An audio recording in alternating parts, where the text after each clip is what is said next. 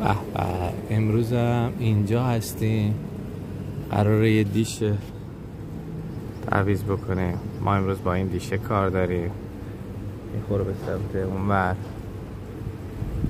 هاب سایت اصلی مونه، کلی باهاش کار داریم. باید بریم لینکمون رو بکنیم تو پلاس زیرو. الان با پلاس زیروه.